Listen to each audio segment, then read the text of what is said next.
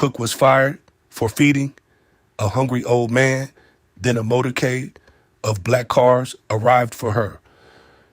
The first black sedan turned onto the quiet, tree-lined street in College Park with the silent authority of a predator.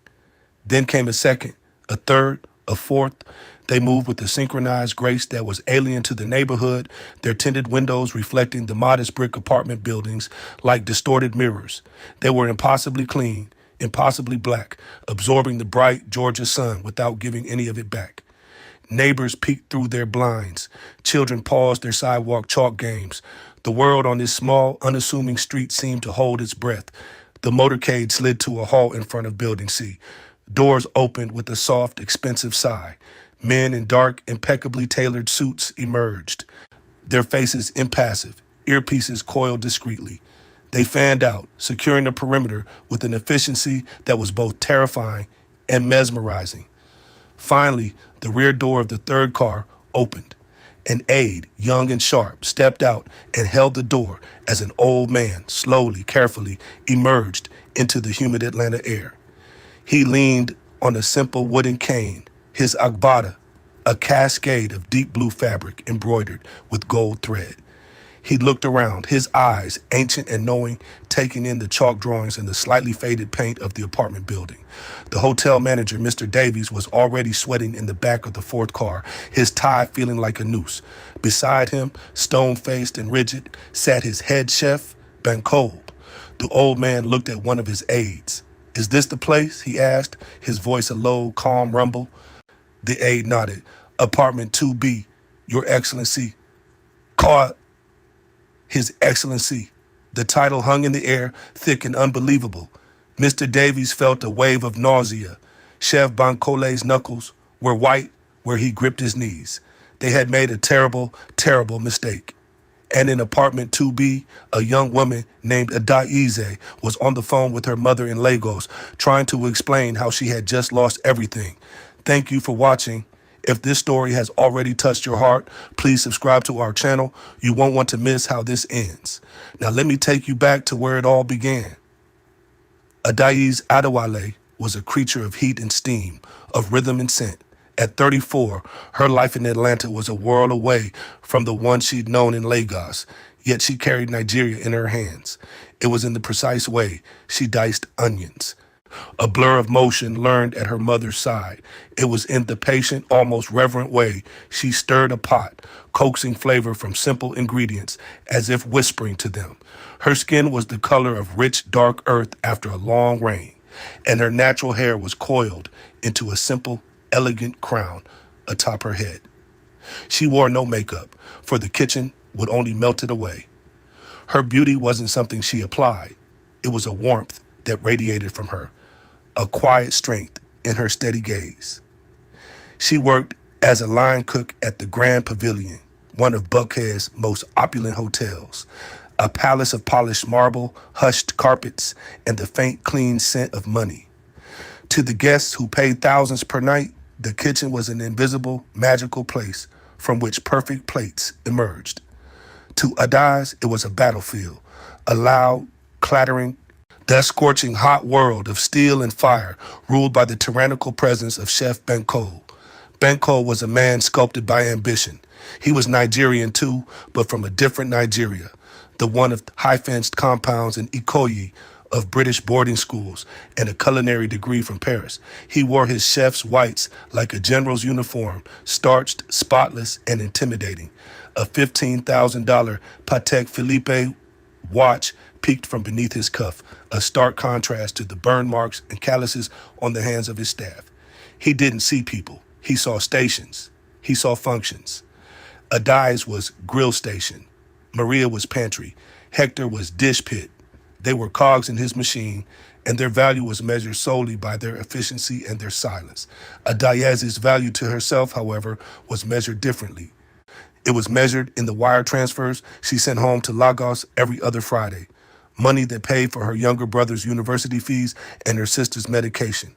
Her entire life in America was a sacrifice, a long, lonely prayer for the family she had crossed an ocean to support. She lived in a small one-bedroom apartment in College Park, a 45-minute train ride from the glittering towers of Buckhead.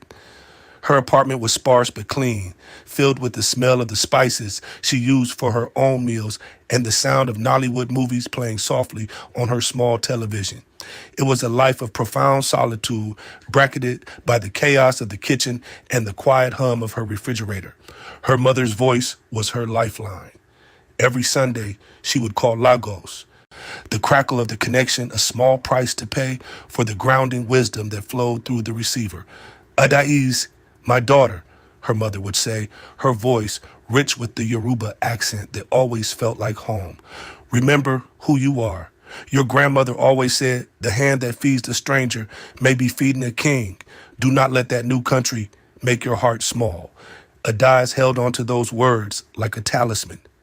In a city that often felt cold and transactional, in a kitchen where humanity was a liability, her mother's proverb was her compass. It was the reason she saw the people others ignored. She knew the name of the night janitor's daughter. She knew the dishwasher, Hector, was saving up for a car. She saw the exhaustion in Maria's eyes when her son was sick. While Chef Bankole saw only a well-oiled machine, Adai saw a family of circumstance bound by the shared heat of the stoves and the pressure of perfection. And it was that vision, that refusal to make her heart small, that led her to the old man. He appeared one evening like a ghost at the service entrance behind the hotel, a place of overflowing dumpsters, stacked crates, and the hurried cigarette breaks of the kitchen staff. He was old, deeply so, his face a beautiful map of wrinkles, his clothes clean but worn thin. He didn't beg. He didn't ask for anything. He simply sat on an overturned bucket in the fading light, his posture stooped, his hands resting on a worn wooden cane. He looked tired, not just in his body, but in his soul. Most of the staff, conditioned by the city and the hotel's strict policies, hurried past him, their eyes averted. He was invisible, part of the urban landscape you trained yourself not to see. But Adais saw him. She saw the tremor in his hands. She saw the profound hunger in his eyes, not just for food, but for a moment of human connection, for a sign that he still existed in a world that had clearly forgotten him. That night, the kitchen had made a glorious jollof rice for a Nigerian wedding reception in the main ballroom. The aroma filled the entire hotel, a rich, complex perfume of tomatoes, peppers, thyme, and bay leaf. It was a smell that transported Adaeze straight back to her mother's kitchen. At the end of the night, there was a whole hotel pan left over. Protocol was clear. All leftovers were to be discarded. It was a rule enforced with zeal by Chef Bankole. Brand integrity, he called it. We are not a soup kitchen. We are the Grand Pavilion. The waste was staggering, a mountain of perfectly good food thrown away every single night. It was a sin Adais felt in her bones. She watched as Hector scraped plate after perfect plate into the trash. Her heart ached. She thought of the proverb, the hand that feeds the stranger. Her shift ended at 11 p.m. Her feet throbbed. Her back screamed. All she wanted was to go home. But the image of the old man's face was seared into her mind. On a whim that felt more like a commandment, she took one of the black plastic takeout containers reserved for staff meals. With quick, furtive movements, her heart pounding against her ribs, she scooped a generous portion of the jollof rice into it. She added 2 pieces of fried plantain, their edges sweet and caramelized. She tucked a plastic fork inside, snapped the lid shut, and slipped the container into her worn tote bag. Walking out the service entrance, her steps were heavy with the fear of being caught. But the need to do this one small thing was greater than her fear. The old man was still there, a silhouette in the dim glow of the security light. She approached him slowly so as not to startle him. "Good evening, Baba," she said softly, using the respectful Yoruba term for an elder. He looked up, his eyes widening slightly in surprise. No one had spoken to him all evening. I brought you something," Adai said, her voice barely a whisper. She held out the container. "It is jollof rice." The old man stared at the container, then back at her face. He didn't move for a long moment. Then, with hands that trembled slightly, he reached out and took it from her. He didn't open it. He just held it, as if weighing the warmth of the food against the coldness of the world. He looked into her eyes, and for the first time, Adaizi saw a flicker of light in their depths. Omodada, he murmured, the Yoruba words a soft blessing. Good child. Thank you. Adaizi just nodded, a lump forming in her throat. She turned and walked away quickly, not wanting him to see the tears welling in her eyes. She didn't know his name. She didn't know his story. It didn't matter. For one brief moment, she had made him visible. She had chosen to see him. And in the cold transactional world of the Grand Pavilion, that was an act of rebellion. It was an act of faith. And it was the beginning of her end. The second time Ades fed the old man, a week later, Chef Bankole was watching. He had been on edge all night, a storm of fury brewing under his pristine white jacket. A food critic from the Atlanta Journal-Constitution was dining in the main restaurant, and the pressure was immense. Banco prowled the kitchen like a caged panther, his voice a sharp whip crack, correcting every minor flaw. More sear on that scallop. Wipe that rim. Do you want me to lose a Michelin star because of your sloppiness? Dice. Watch your temperature on that grill. Are you trying to poison someone? His insults were a constant barrage, designed to keep everyone off balance and terrified. He believed fear was the most effective management tool. Love, respect, camaraderie, those were for lesser kitchens. His was a temple of haute cuisine, and he was its demanding, unforgiving god. Ades, like the rest of the staff, kept her head down and her mouth shut. She let the venom wash over her, focusing on the rhythm of her work. The sizzle of steak hitting the hot grill, the rhythmic flip of asparagus spears, the careful plating that had become second nature. She worked through the storm, her movements precise and economical, a small island of calm in Banco's hurricane. By the end of the night, the kitchen was exhausted but victorious. The critics' plates had gone back to the dish pit clean. A collective, unspoken sigh of relief filled the steamy air. As the crew began the long process of breaking down their stations, Adaizi saw her chance. There was a pot of pepper soup left, rich and fragrant, with goat meat and spices, too specific for the hotel's general menu, but perfect for a special event. It was her recipe, a taste of home she had been allowed to contribute. The old man was there again, in his usual spot, a silent sentinel by the dumpsters. He had become a quiet fixture in her routine, a moral checkpoint at the end of her grueling shifts. Seeing him there solidified a resolve in her. This was not just about food, it was about dignity. She packed a container of the soup, her movements more confident this time, shielded by the chaos of closing. She slipped it into her bag and headed out the door. The cool night air was a relief on her flushed skin. "Baba, good evening," she said, offering the container. He smiled, a slow, gentle stretching of his wrinkled face. It transformed him. For a moment, the deep weariness lifted, and she saw the ghost of a powerful man. "Ah, the Jollof Angel," he said, his voice a low chuckle. "You have returned." Adai smiled back. "Tonight it is pepper soup. It will warm your bones." "My bones, thank you," he said, accepting the gift with a small bow of his head. "And my spirit thanks you more." It was in that moment of shared warmth, of simple human exchange, that a shadow detached itself from the deeper darkness of the loading bay. "What is going on here?" The voice was cold, sharp, and utterly devoid of warmth. "Chef Bankole." Adais froze, her hand still outstretched from giving the container. The old man's smile vanished. Banco's eyes, small and hard, flicked from Adais to the old man, his lip curling in disgust. He didn't even address the elder, dismissing him as if he were part of the scenery, a piece of trash. "Adais, my office. Now," he snapped. The walk back inside was the longest of Adai's life. The fluorescent lights of the hallway felt harsh and accusatory. Banco didn't speak, just strode ahead of her, his back rigid with fury. His office was a small, sterile cube of glass and steel, a stark contrast to the chaos of the kitchen.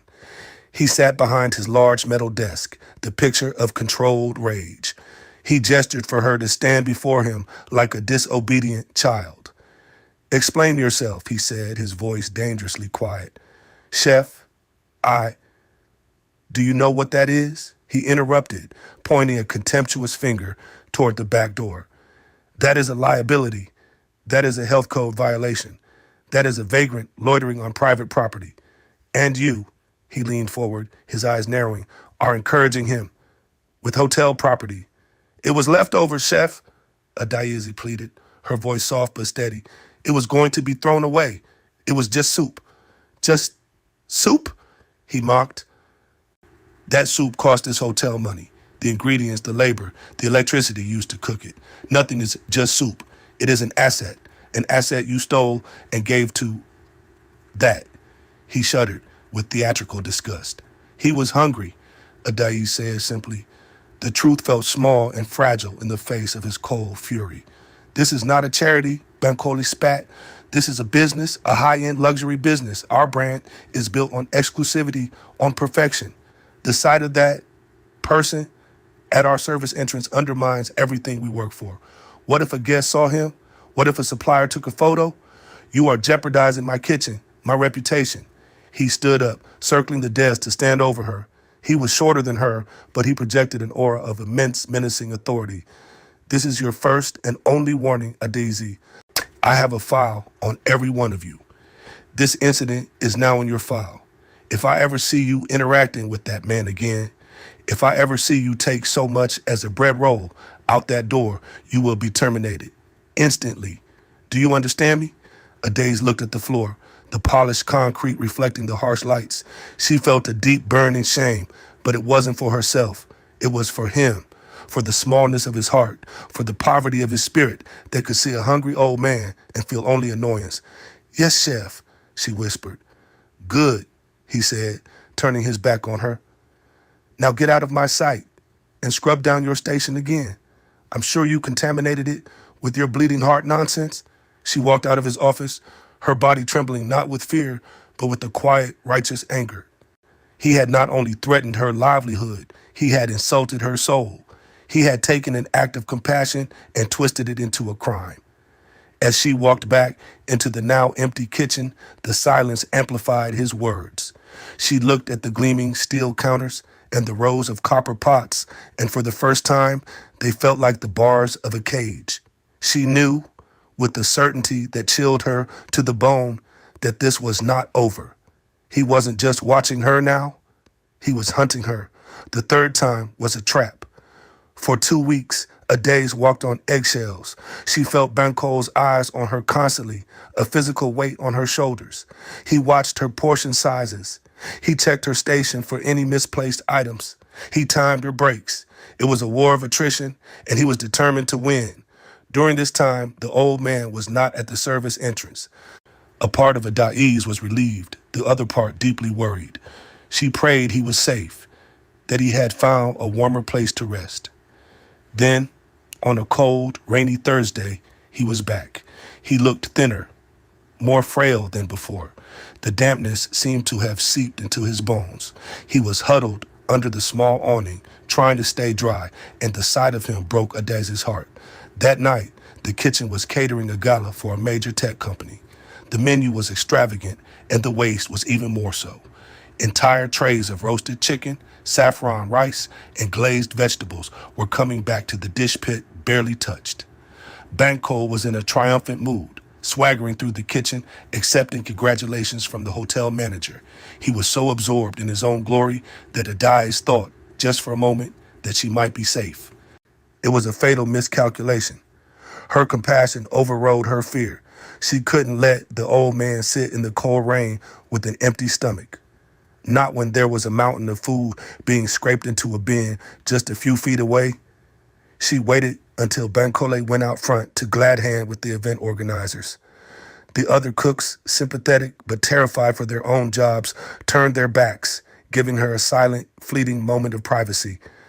She quickly packed a container, roasted chicken, rice, and a side of the glazed carrots, a balanced, nourishing meal. Her hands shook as she put the lid on. This felt different, more dangerous. She tucked it deep into her tote bag, under her sweater. As she pushed open the service door, a blast of cold, wet air hit her. The old man looked up.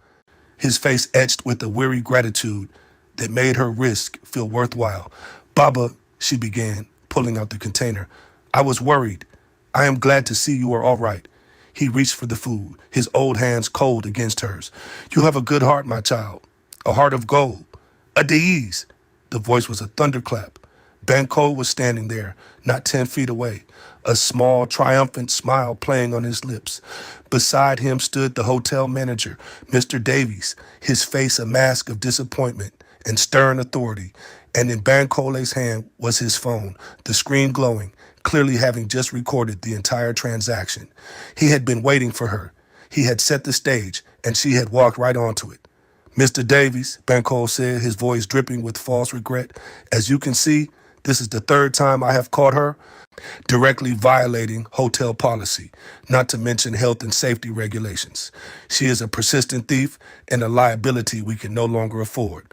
Mr. Davies, a man whose spine was made of corporate policy, looked at Adaiz with cold eyes. Is this true, Miss Adewale? Have you been warned about this before? Adaiz couldn't speak. The rain, her betrayal, the old man's shocked face, it all blurred into a vortex of despair. She could only nod. I see, Mr. Davies said, his tone final. Chef, thank you for your diligence in this matter. Ms. Adewale, please come with me. You can collect your personal effects. Your employment at the Grand Pavilion is terminated, effective immediately. The words hit her with a physical force. Terminated.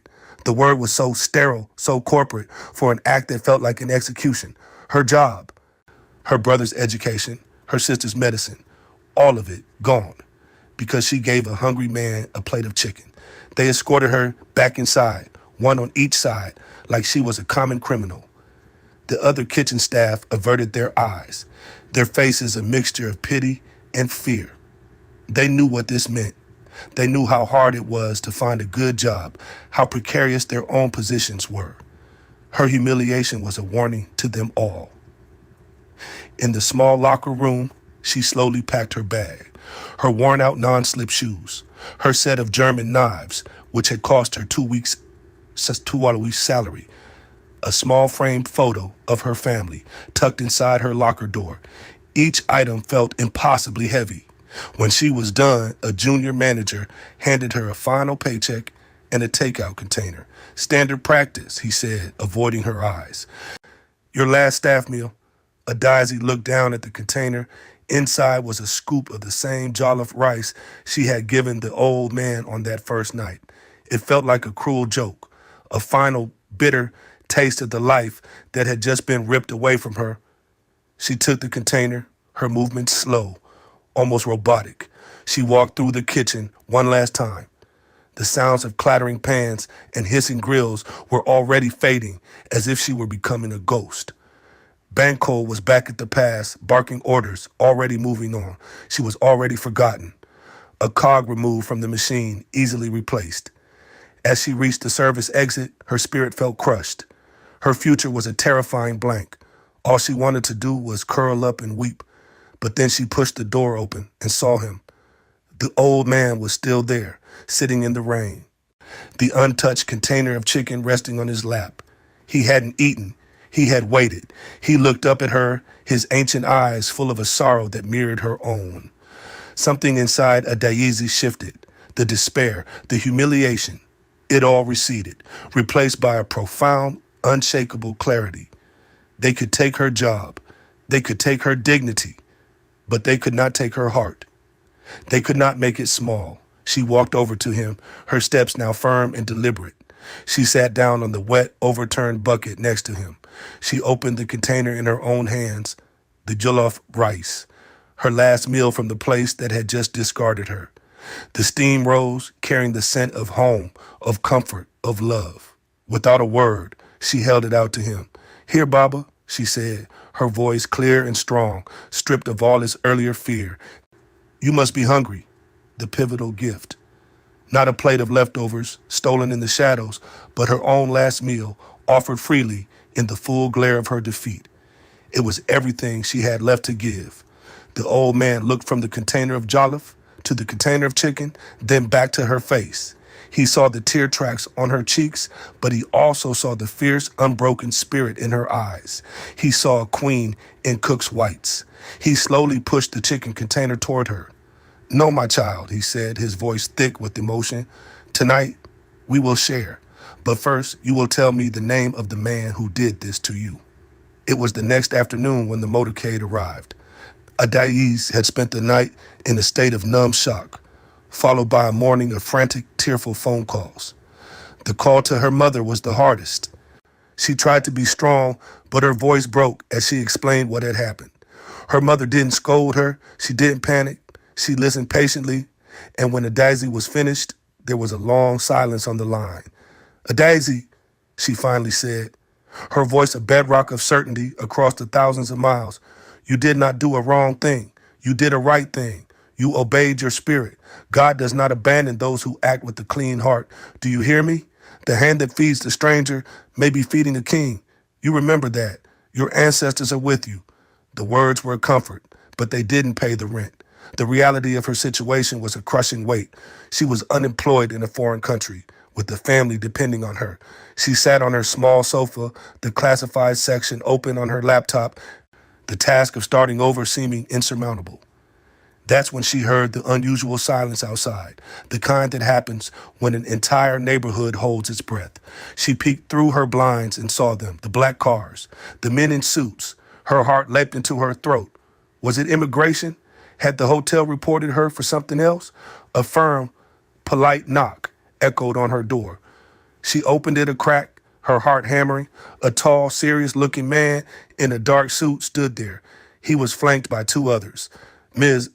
Adais Adewale?" he asked, his accent distinctly West African, polished and formal. "Yes," she whispered. "My name is Mr. Okoro. I am Chief of Protocol for His Excellency, President Adebayo of the Federal Republic. He requests a moment of your time." Adayezi stared at him blankly. "President? Federal Republic?" It made no sense. This had to be a mistake, a cruel, elaborate prank. Then Mr. Okoro stepped aside and Adazi saw him. The old man, her Baba from the service entrance. He was standing by the lead car, but he was transformed. He was no longer wearing his thin, worn clothes. He was dressed in a magnificent, flowing blue agbada, the gold embroidery catching the sun. He leaned on the same simple wooden cane, but now it looked less like a sign of frailty and more like a staff of office. The weariness was gone from his eyes, replaced by a look of immense authority and gentle warmth. He was the man on the television, the face from the newspapers, a man she had seen 100 times but never recognized in the humble disguise he had chosen. "Baba," she breathed, the name coming out as a shocked question. He smiled that same gentle smile. "Adaizi, my child, may we come in?" Her apartment suddenly felt impossibly small and shabby. She led them inside, her mind reeling. His Excellency, President Adebayo, sat on her worn sofa as if it were a throne. His aides stood silently by the door.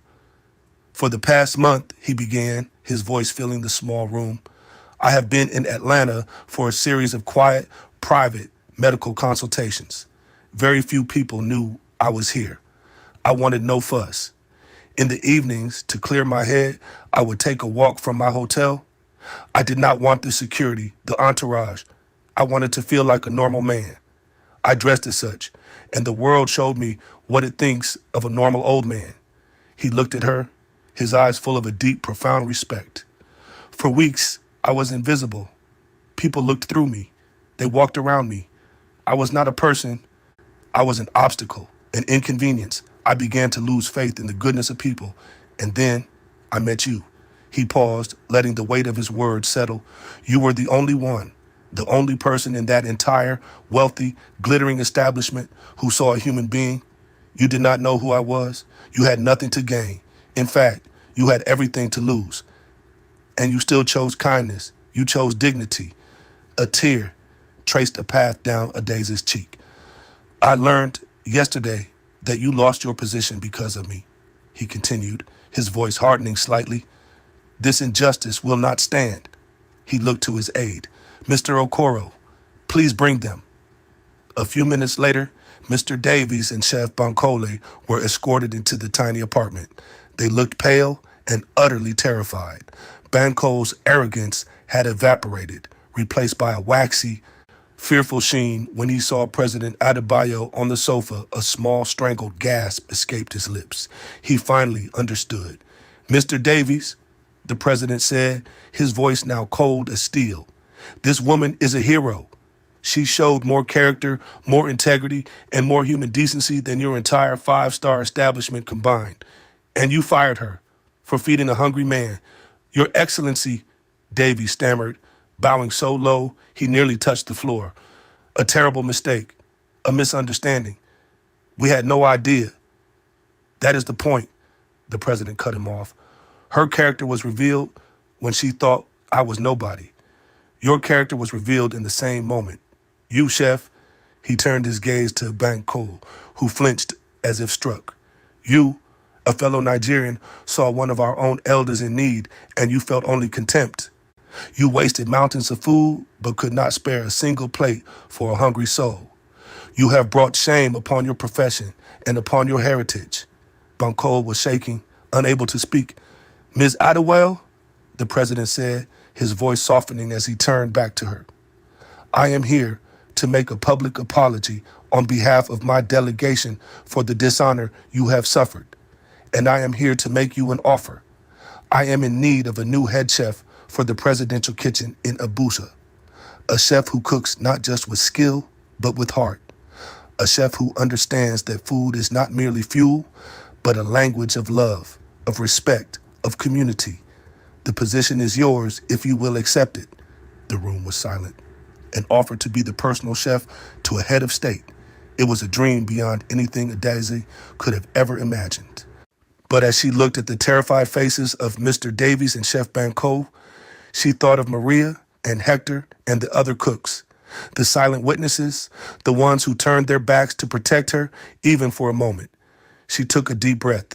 Your Excellency, she said, her voice steady and clear, you honor me more than I can say, and I would be proud to accept. But I have one condition. The president